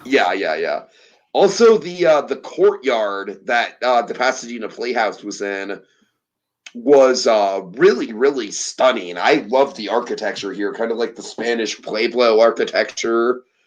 Um, and they had like some plants and stuff. Like they had some thematic stuff in the courtyard. This "Feed Me Seymour" sign that was really cool. They really set it up nicely to be an event. I ordered a drink called an Audrey 2 at the bar, which was basically pineapple, vodka, and mint, and it was actually delicious. It like really made up for the shitty drinks at Oga's. And also, to its credit for the drinks, just to get some points here, the drinks at Trader Sam's were also delicious, right, Jacob? They were good, yeah. All right. So yeah, Little Shop was definitely a hit. All right. Okay, so that brings us to Friday. Yes, yes, yes. Day 5. The farm. Day All right. 5. So good thing Ghost Rider was open, so we actually got to do it. Yep. And we got to do it a few times because we went back to it later in the day, and we actually kind of got to marathon it a couple times. And then during the buffet at Scary Farm, we got to marathon it a couple more times. So yeah, we got on it 5 times total. Jacob, did it live up to my hype? It did, actually. Ghost Rider is just I think it's a world-class wooden roller coaster. I really do. I don't know if I'd rank it as high as Beast, but I need to write that again. Yeah. Also, importantly, on Thursday, we were supposed to do some of the Knott's historical stuff, like talk to Sad-Eye Joe and do the Calico Saloon Stone and stuff like that. But I just figured we could push that stuff until Friday because it wouldn't take that long to do. And importantly, one of the things I really wanted to do was I really wanted to see if stuff like Sad-Eye Joe or the Ghost Town actors would know anything about the Scary Farm stuff. Because Scary Farm this year is set up to be basically all around the Sarah Marshall witch, not the girl who broke Jason Segel's heart, but a witch who's been around since the 80s who happened to be named Sarah Marshall. Well, we should give that girl a show on NBC while we're at it, though. Anyway, folks, Sarah Marshall ripped off this name, not the other way around. All right. I don't know if they ripped off the name. I think it was definitely a coincidence. I think we're getting off track here. Anyways, I was very disappointed to go around Ghost Town and none of the actors knew who Sarah Marshall was. Because I was, like, in my own headcanon, I was like, ooh, I'm going to ask the school teacher about Sarah Marshall, and she's going to be like, Sarah Marshall?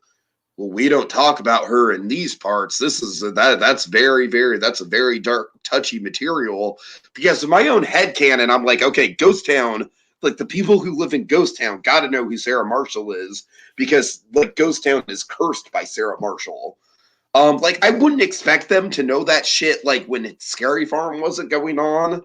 But since this year Scary Farm is all about Scary Marshall, I was kind of expecting them to be on their game. And they weren't at all. I was disappointed. Like, it was very... Jacob, I think the school teacher interaction might have been the most awkward moment of the whole trip. Right, Jacob? Yeah, I went in and asked him, like, what can you tell me about Sarah Marshall? And he didn't know what I was talking about.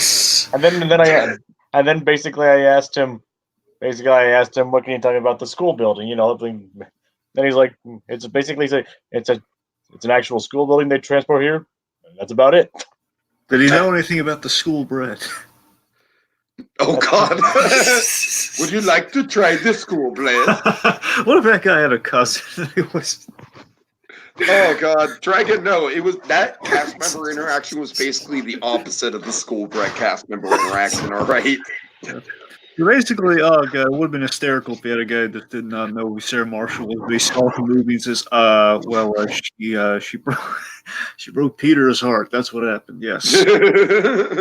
Yeah. But don't worry, he's good now. He's playing. He's puppeteering with his girlfriend right now. Looks a little bit like the. Anyway, it doesn't matter. But yeah, I mean, other than like getting like a ride on most of the coasters, Oh, let's see. We did the log ride. The log ride was open. That wasn't open on Monday, so that was good. We got to get that in. Yep. And then we went back to the hotel. We took a little bit of a break. We had an Uber ride from hell because the Uber driver didn't know how to fucking speak English. Oh God, was he chatty? No, tell him about it, Jacob. Jacob, what happened? He was Russian. Ooh. But tell him like the specific miscommunication that kind of caused like a freak out. Basically, I had it sent to had the Uber to take me to the Knott's Berry Hotel, which I did on Monday, hoping it would be easier than getting into the entrance of the park. But for some reason, they didn't allow it. On Monday, it. You had no problem. Yeah, so I thought that'd be fine. But the people there told us to circle out to the park. But he went outside, turned around, and tried going back into the hotel. No. Okay, so basically what happened is that there's that little check-in window as you drive into most hotels, Dragon. Yeah. And so usually when Uber goes in, they're just like Uber, but for some reason they're like, okay, are you guests at the hotel? And we're like, no, we're just getting dropped off here. And then for some reason, this lady was just like a real bitch about it, honestly. She was like, oh, well, you're not allowed to Uber's not allowed to drop off non-hotel guests. And I'm like, I honestly don't know why it matters at all. But here's the thing. I was actually in a really negative headspace because I don't want to get into it. Stuff with my mom, personal business. But essentially, I was kind of really raw emotionally. And so I had a lot of anxiety. And essentially what happened is we told the guy to drop us off at the park, but instead he circles back around to the same woman who just yelled at us to not get dropped off there. You can imagine the awkwardness. So at a certain point, we just kind of had to yell at the guy to drop us off on the side of the street. It was a horrible Uber experience. It really was. So not exactly the DriveX Gold Star. You learn a little something about the driver and everything. Jacob, I'm curious, Jacob, how did you give the guy a less than 5-star rating? No, actually, I still gave him 5. Oh, you. That would be the one. I usually give Uber drivers 5 times 90% of the time, unless something ridiculous like that happens. And yeah, that would be something ridiculous. I would give him at least a 2-star review. Well, did he get you where you're going? Yeah. Yes, but he I'm sorry, but people like that should not be I don't know. I don't want to get into it. Well, I'm saying is if he got you there, at least give him 1 star. But I'm saying if he didn't get you there, then obviously it's 0 stars right there. No, I'd give him 2 stars because he did get us where we were going, but it was a very stressful experience to do it. Oh man, that was an ordeal. Jesus Christ! Thankfully, the rest of the night was pretty much awesome. Pretty much. Right. The buffet food was just standard buffet food. Fare was just okay. The buffet food was disappointing because I thought they just it felt like it had been left up on a burner for hours, and it was just kind of bad. We only had a plate apiece. But the good thing about only having a plate apiece was that we got to marathon Ghost Rider a couple times. Yeah, it's the weird thing is it's the chicken was okay. It had a good flavor. Wasn't very warm. The sirloin, which was technically misleading because it was more roast beef. There was actually roast beef. The sirloin was actually roast beef. Yeah, and it was only the outside seemed cooked. It was the inside didn't even look like it was barely safe to eat. Yeah, it was not good food. It really wasn't. Basically, it was pink. Luckily, it wasn't entirely red, but it was still barely even cooked. Fortunately, I had a couple good cookies, and I even tried a bit of the boysenberry pie. All right. And also, just to get the record straight, I think Jacob had the boysenberry icy, which you can't really taste the boysenberry flavor enough in that, which was why I was kind of stressing that Jacob hadn't earned the boysenberry icy yet. Simply because I just wanted his first experience with boysenberry to be a positive one, hence the punch.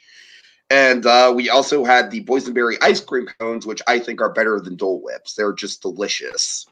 So, Jacob, you'd say the Boysenberry Odyssey was a success? I definitely liked the punch. Yeah, I like the punch. Yes. Honestly, one of the ice cream I tried, I couldn't really taste the boysenberry. It just tasted more like I tasted more vanilla than I did boysenberry.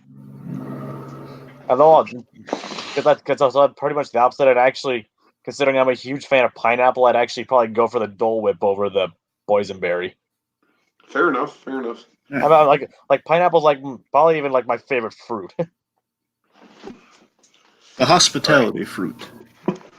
It was a choicest of soft serve. Okay. All right, so after the buffet, that brings you guys The to... buffet. It's buffet. Right. Oh, God, yeah.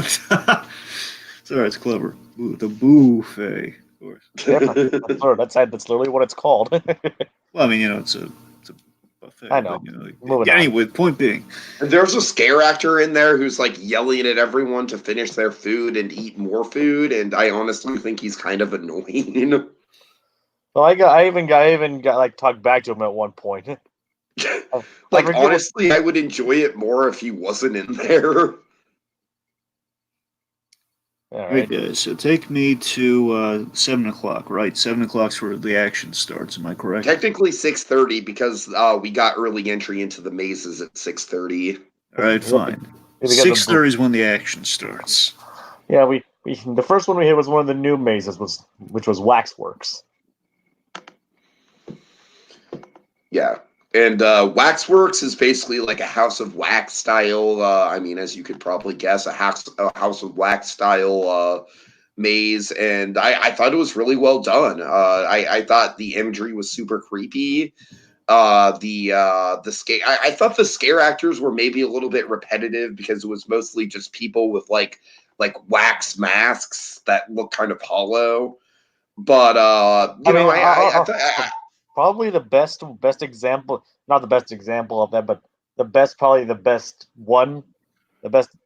scare actor in there was probably the Benjamin Franklin one.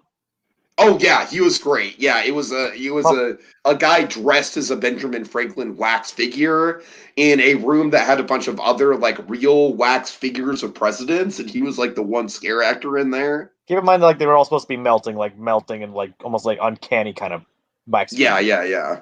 It's like he actually looked like he was a statue. Like I don't think I even like noticed him scaring me the first time I went in there. Because he surprised me the second time we went in. Yeah. So it's like he's probably the best scare actor in that particular maze. All right. And there's a room where you can like see all the hot wax boiling, and you can smell it, and that was immersive. And the person actually inside what's supposed to be like a wax melting vent. Right. So that was all really well done. Yeah. Then we did Paranormal Inc. That has a kick-ass opening scene. Basically, Paranormal Inc. is like essentially you're on the set of like one of those cheesy like ghost hunter type reality shows. You're visiting the Haven Hills Sanitarium. And Jacob, what happens in the opening scene?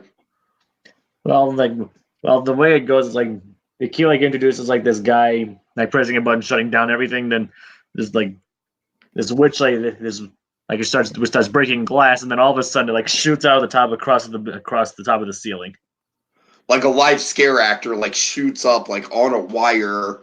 Oh man, it's really cool. The rest of that maze, though, I've been through it a couple times now, and I really like. It's just kind of like, it's well done. It's long. It's just I don't really think there's a lot of memorable set pieces in there. I can see that, yeah. Yeah. All right. Then we made our way to the front entrance for the opening ceremony. And here's the thing about this year's Scary Farm. Like I said, this year's Scary Farm is all around the witch Sarah Marshall and how she has cursed the town of Calico, the ghost town in the middle of Knott.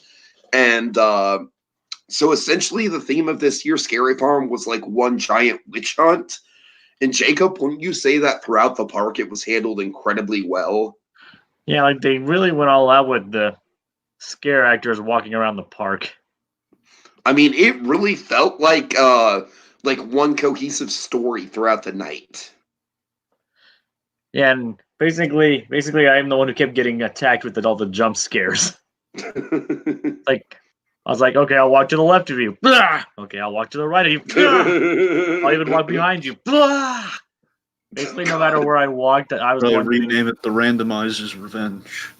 Right. Yeah, basically, I was the one getting all the jump scares. Even when he went in the mazes, I was the one getting all the jump scares. Yeah. Even when he went first. Even when I went first. Yep. But yeah, we're Right. I don't necessarily feel like going through all the mazes because we've already been going on for 2 hours. But any highlights, Jacob? Well, I mean, Calico. I mean, Origins was interesting. I mean, it might have been a bit overhyped, Yeah. but it was still interesting regardless. I mean, I probably wouldn't even say it was as scary as some of the other mazes. I don't think so. I mean, it had good witch effects and stuff like that, but It did. And the scene where the witch flies out, that was actually still pretty cool. But I really like the scene in Origins where you're in the flooded ghost town and you see like all the facades of the buildings and everything. I mean, I'd say actually the open like the entrance to it was more entertaining than the actual maze itself with that guy that was like interacting with us. Yes, yes. There was a guy on like a raised podium, and he was kind of like a guy who was like rallying the mob against the witch. And he was like, he was actually the guy in the floor show we saw at the bar. And he was like everyone yell out the crimes of Sarah Marshall. Yeah, and he was really into it too. He's like, no need to give applause and no pictures. Well, if you do, take my good side. And I was like, every side's your good side. And he's like, well, thank you. I appreciate this gentleman right here. It's like, see, that's the like. So, and he's like getting into chants like, hang the witch, guilty, guilty. And you even threw in the whole broke Jason Segel's heart line. Yes, I threw in, like, I yelled out, like, right before, like, because he was, like, shouting out, like, what other crimes has Sarah Marshall committed? She slept with Russell Brand. Well, for spite. It's like, and he's like, well, to be fair, Jason Segel did have a terrible taste in women. So it's like, yeah, they probably anticipated a lot of that. All right. A lot of forgetting Sarah Marshall references. I mean, if we're gonna go do highlights, I mean, I'd say like another good highlight. I mean, was Infected. Yeah, Infected was really good. That was the one where you used guns. It was basically laser tag. Here you can see the guns being distributed. Yeah, basically they get to shoot like light shows at zombies. It wasn't, but it lacked in scare factor. It made it more like interactivity and fun. Yeah. Again, I guess let's see. The Pumpkin Eater was just kind of blah. A couple of good scares here and there, but it was just mostly just a bunch of, hey, look, here's a bunch of rotting pumpkins. Yeah, Pumpkin Eater was kind of lame. We definitely did save there was this one we wanted to get to called the Death, but the line was so long we decided to wait for it. Well, let's just say that was the last one we did, and it was well worth the wait. That's probably the best maze of the night. Yeah, the Depths was incredible. Here's the thing about the Depths is that it wasn't even on my radar because it was a new for 2018 maze, and I honestly hadn't heard that much about it. Like, I hadn't heard that much hype surrounding it, so I was like, oh, okay, I bet it's like just kind of like a middle of the road maze. No, it's incredible. But the thing is though, what kept us away from it is like the long lines. Like at the longest line that was advertised was like 75 minutes. Yeah. We ended up waiting about 20 minutes for it. Yeah, that was like after like 1:00 though. Right. And it was still probably the longest line of the night. But as we said, it was like probably the most immersive and probably terrifying maze that we went on. Oh yeah. It's like, and they achieved some pretty spectacular effects too with like a side strobing light and some fog. It made it look like you were wading through some water. Yeah, that was incredible. And then okay, if you want to take a lead on some of yours, you can. No, go ahead. Go ahead. I'm sorry. It's your Like- trip. It's like I could have this like giant animatronic, like not giant, but this man-sized animatronic squid or octopus. I mean, you could tell it was fake, but it was still pretty cool, and it pretty much just popped out. And then later on, like we thought that was like going to be like the big centerpiece, but no, a giant, like bigger than Jaws shark popped out of the wall later, like moments Yeah. later. And That was the highlight. oh yeah, that's like, and like you can even hear it coming. I was just like, oh god. And that was actually one of the few mazes that did not have hanging corpses, so we really appreciated that. Yeah, hanging corpses was kind of like a theme of the night. Yeah, like that was pretty much it. I was like, oh look, here hanging corpses. Oh, hanging corpses. Hey, look at that over there. Like, is that hanging alien? No, it's a hanging corpse. What are you doing here? Just hanging around, just taking it in. And if I don't remember if it was there, but if it was definitely used more sparingly than compared to some of the other rides. No, I don't think there was any in there. So yeah, like it's like basically they just wanted you to feel grossed out, and pretty much all of them just settled on let's just do some hanging corpses. Oh, the other one we forgot to mention, Shadowlands. Yeah, Shadowlands was really well done. I think probably the biggest scare in there was how the actors like whipped the Japanese fans out like right in front of your face. Yeah, that was actually it was like one of the more silent jump scares, but it was probably one of the more effective ones. Yeah, Shadowlands was pretty immersive. Yeah, I think that's pretty much covers all the highlights of Scary Farm. Well, no, we have the show. We have Puppet Up. That's important. Oh yeah, we did Puppet. Oh yeah, Puppet Up. We did that twice, which both times it was actually quite entertaining. Of course, the goal for both audience members, both audiences, is to pretty much be as obscene as possible. Was he there? I got No. Oh well. We didn't. Brian Henson wasn't even there. Well, I know that, but I mean not Brian Henson. I'm talking about Paul Rudd. No, that's what I'm saying. That's why I'm saying he wasn't even there. Yeah, because Paul Rudd wasn't there either. right. But it was. Then we went. Then one of the last things we did actually before Depths was a magic show, which I actually got to participate in. Yeah. What was the guy's name again? Oh, I like Doug something. Doug like gas or something? Something like that, yeah. Anyways. Was he good? No, Puppet Up was actually a really big highlight, man. I really love the way they did it, where as you can see, they have like this camera set up, and they have the screen, so you can like see the actual sketch unfolding live. And so it's cool because you get like the behind the scenes view and the actual like what the sketch would look like as a fully produced puppet sketch. And I thought that was a really well done element. Yep.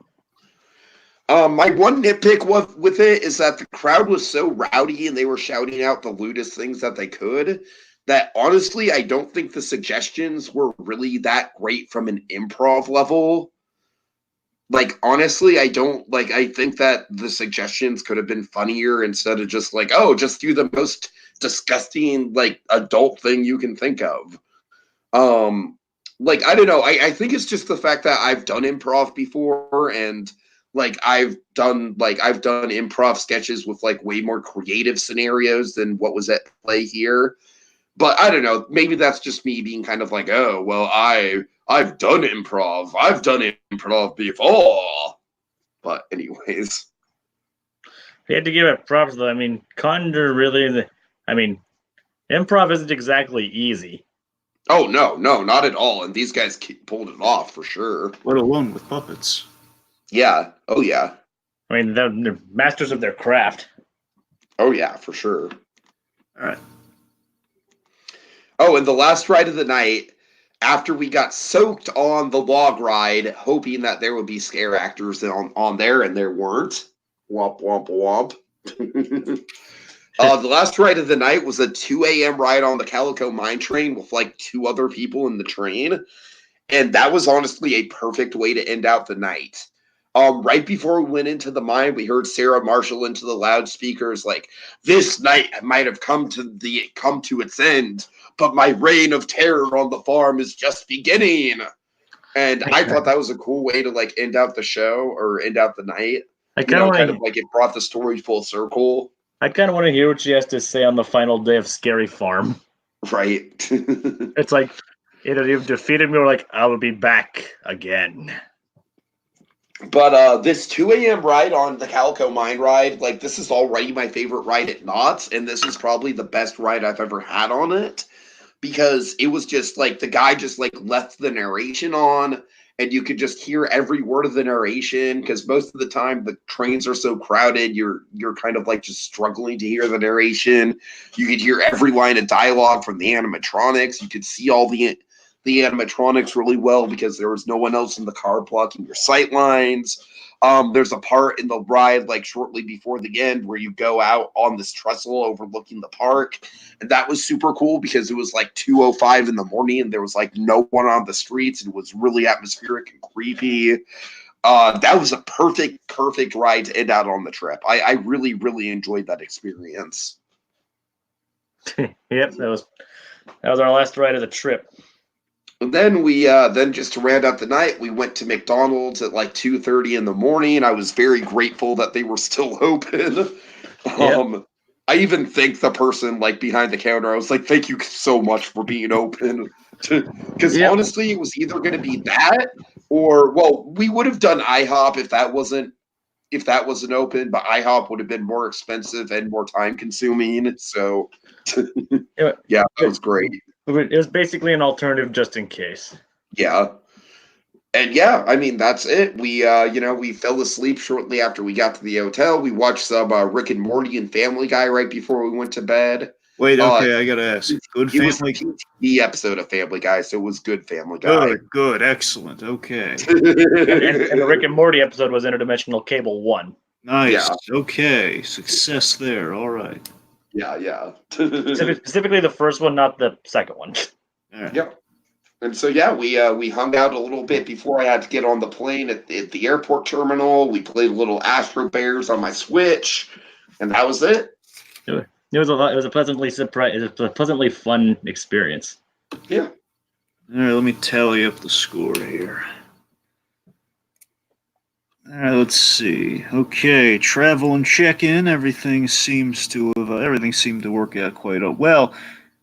I won't factor in the Uber that much there. Mainly it's about the check-in of it all. So basically, let's call that one a 5. All right. All right, travel's a 5. Good for you guys. All right, because you had the monorail, you had some traveling done there. Okay, we're all good. All right, brings us to layout. Did we stick to the plan overall? Well, now there was obviously the tricky thing with layout is adaptability does obviously play a role within layout, of course. But I'll tell you what, I'll split the difference here. Let's say 4 out of 5. All right, fair enough. All right. Let's see. Okay, attraction achievements. All the major ride goals in the end were hit, so we're all good there. Attraction achievements a 5. Okay. Nice. Okay, dining's the tricky one. So dining, I mean, now I want to make it clear. I'm not striking anything weird because of the McDonald's. I want to make it clear that's perfectly fine. What I am taking the points away for the buffet was a big destination goal with the dining, and the buffet from Jacob's purview did not go swimmingly. So it's not just for that, but overall any hiccups, and I think just some of the boysenberry may have been a little overhyped. I mean, overall, and it's not saying the boysenberry is pushing anything here. I'm saying most of the Oga drinks too. Yeah, the Oga. Well, Jacob seemed to be okay with his, but overall, I'm just going to give it a dying 3 out of 4, 3 out of 5. Oh, right? Okay. I thought you'd give it a 2, so that's fair. I contemplate, but again, like he was kind of fine with his drink at the canteen, so you lucked out on that one. But still, I mean, the act is more vanilla than boysenberry, but all that buffet seemed like a train wreck. It sounds of things. Buffet really. All right, I'm tempted to go to. I'm going to end up at 3. All right, exploration. I think we did learn some things. I think we kind of covered the ground really well. I mean, Tiki found some stuff again on the Jacob of it all here. I mean, Jacob, you learned stuff, right? Yep. Yeah. Could be a 5, and then we get to adaptability. And you know what, boys? I think you adapted just fine. You found a way to rework some stuff. You found some other paths. Give me a 5 on that one. I'm in a generous mood. Maybe I'm getting soft. I don't know. All right, so let's tally it up. So 10, 15, 20, so 27 out of 30. Not bad, guys. Not bad. Not bad. Nope. All right. A solid A. It's all A. Yeah, I'll take it. I'll take it. Okay. All right. Okay. Any final thoughts on Dragon's End or Jacob's End here before we end it out? Not particularly. Can't wait to go on another trip, though it might not be for a couple more years. I'm going to try to get up to Cedar Point this year. That's my goal. It might not be this year because I've got a rather ambitious Orlando trip coming up in March. So we'll see what happens. All right. Dragon, any final thoughts on your end? Well, I'm glad you boys had a nice time. I am. Galaxy's Edge sounded like it panned out despite some kamikaze tendencies. Sounds like everything. Sounds like everything was ship shape there. Again, look, it was. I think you guys had a great time. Again, I was surprised you guys kind of took the day off that one day, but again, it sounds like I wish you had a better time on that. With the buffet on day 5 of your trip and everything. But you know what? Sounds like you guys had a good time. So that's what's important, right? Well, I mean, like I said, I think I think one of the benefits of not having a great time at the buffet was that we were able to marathon Ghost Rider a couple more times. So I think that was a nice trade-off. Yep. Right. All right. Okay. Well, thank you guys so much for joining us. This is going on just over 2 hours, so it's one of the longer podcasts we've done in a while. But hey, at least we don't have to break it up into multiple parts this time, right, Dragon? Yep. All right. So in my closing thoughts, I will just say that Jacob, the next time you come to California, you can say that you've been to California before. Yep.